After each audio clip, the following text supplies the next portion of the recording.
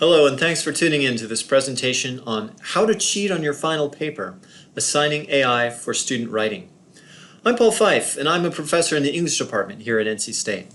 I've also had the pleasure of teaching seminars for the University Honors Program.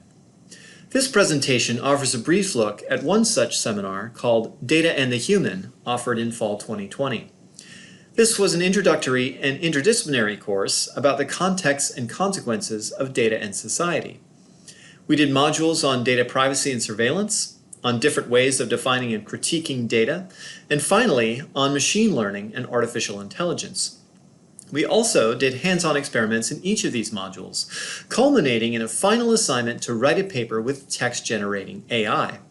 I called this the Professor Fyfe Turing Test. Students used a modified installation of GPT-2, weaving its outputs into their own writing, but without revealing which was which. At the end of their papers, students offered a revealed version of the essay, as well as their own reflections on the experiment. I had never tried this previously, and nor had the students, and it was kind of wild. The assignment capped off our module on AI, in which we read histories of AI, criticism of biases in machine learning, watched the Spike Jonze film Her, read a wonderful novel by Louisa Hall called Speak, and discussed the thresholds of AI and humanness. But this assignment turned more specifically to the issue of writing. Now, from the Turing test onwards, AI's performance often gets measured through textual exchanges. But I also wanted students to confront the future availability of AI as a writing tool. What are the ethics of using AI this way?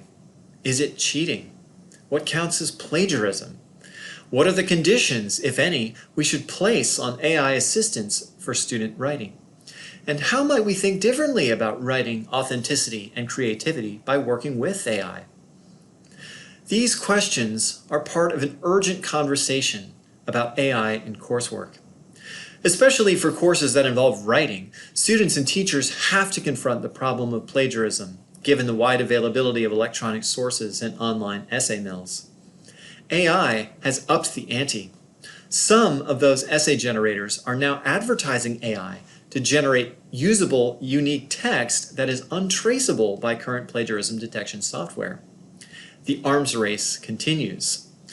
Education platforms like Perusal claim to use AI, conversely, to detect cheating and authenticate student writing. This is the near future, if not the present, of what faces educators. My assignment confronts this issue head-on, allowing students to experience and then articulate for themselves the problems of AI-powered plagiarism. At the same time, I want students to move beyond that conversation about cheating to consider new and more interesting ethical questions, like whose writing is this?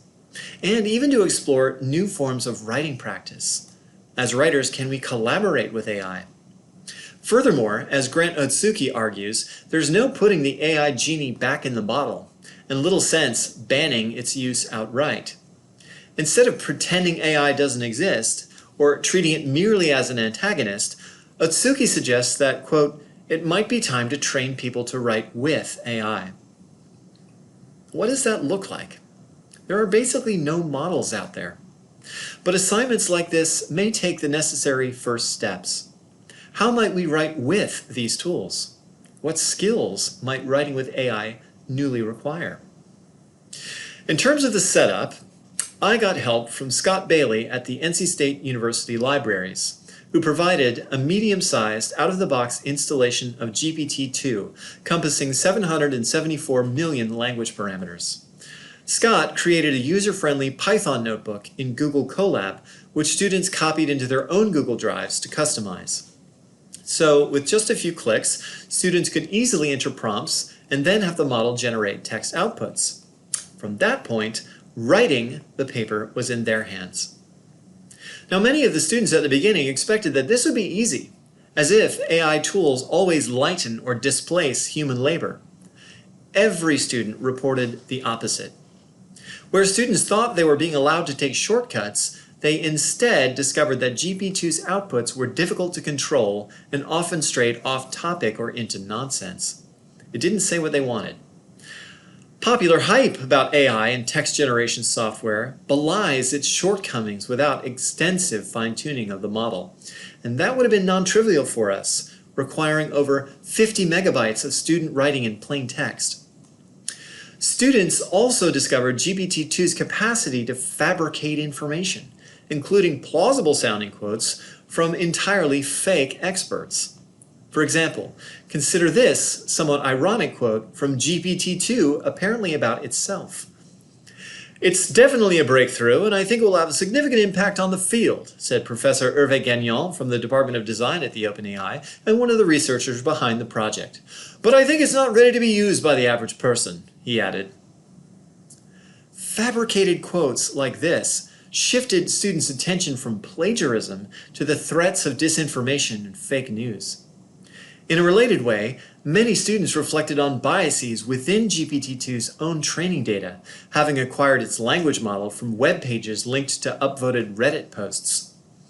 GPT-2 sometimes made sense, but whose viewpoints did it express?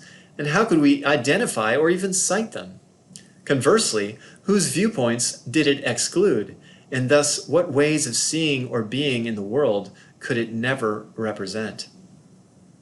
Students rightly presented a lot of critique. Yet many students were also surprised by the degree to which GPT-2 seemed to resemble or even anticipate their own thoughts. As one student wrote, "Those were the words that were on the tip of my tongue, and GPT-2 was able to articulate them for me in a better way."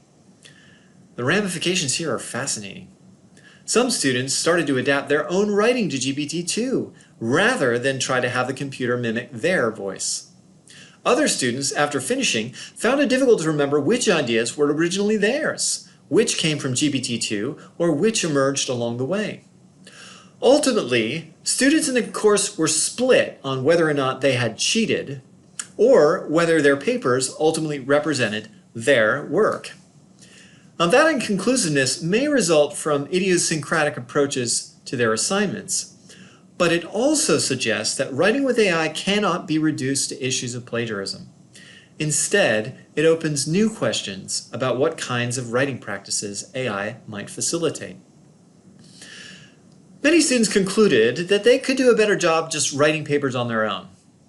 But just as many reflected on how AI could potentially help writers. Some students who had struggled to formulate their ideas found GPT-2 useful in breaking through writer's block. A few students genuinely learned from GPT-2's own fabricated but plausible statements, things they hadn't thought of before. They came to understand their papers as a hybrid composition, or even as a collaboration. Other students realized that while GPT-2 did not easily cooperate with the essays they had wanted to write, it could be useful for more open-ended brainstorming at the outset of a project. And many students reflected that writing these papers became a lot more like editing, as they had to shift from written expression to sorting, stitching, and refining existing text. So, I've shared here, quickly, some of the top-level takeaways from students' responses. They all underscore the opportunities to rethink how students might write with AI, not as cheating or as playing an imitation game, but earnestly and in good faith. Instructors can and probably should take a proactive rather than reactive approach to text generation software as it develops. Furthermore, students can join us in this work. We should welcome them into the ethical gray areas, offer them hands-on experiences with AI, and empower them to help formulate critical problems, ethical positions, and writing practices for an AI-assisted future.